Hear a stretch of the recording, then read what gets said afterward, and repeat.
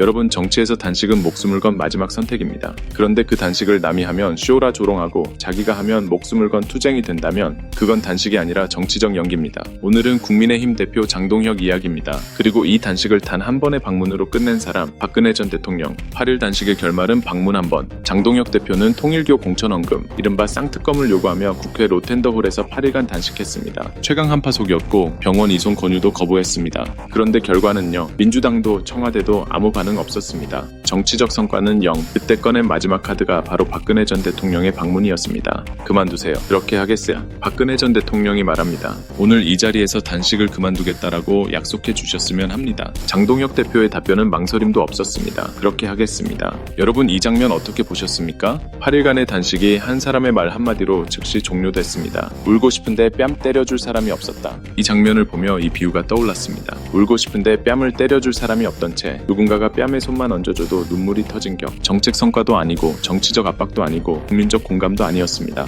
그저 출구를 만들어줄 사람의 등장이었을 뿐입니다. 그런데 말입니다. 그땐 어땠죠? 여기서 중요한 장면 하나를 반드시 짚고 가야 합니다. 2023년 당시 민주당 대표였던 이재명 대표는 윤석열 정권에 항의하며 16일 이상 단식을 했습니다. 그때 장동혁 대표 뭐라고 했습니까? 단식인 듯 단식 아닌 웰빙 단식쇼. 동정표도 얼추 모은 것 같다. 단식쇼는 미니 시리즈로 끝내야 한다. 이 말 장동혁 본인의 입에서 나왔습니다. 그땐 쇼, 지금은 투쟁? 그때는 대통령실도 국민의힘도 이재명의 단식을 철저히 외면했습니다. 24일 동안 단 한 번의 방문도 없었습니다. 대통령실 관계자는 누가 하라고 했느냐는 비아냥까지 던졌습니다. 그땐 그걸 국민의힘은 원칙이라 했습니다. 그런데 지금은 어떻습니까? 청와대에 정무수석부터 보내라. 단식장에 와서 손잡아라. 민주당 말이 딱 맞습니다. 염치마저 굶어버렸다. 빈손 단식, 그리고 이중잣대. 장동혁 대표의 단식은 결국 빈손으로 끝났습니다. 쌍특검 수용? 없습니다. 여야 합의? 없습니다. 전국 변화? 없습니다. 남은 건 눈물, 휠체어, 병원 이송, 그리고 더 큰 싸움이라는 말뿐입니다.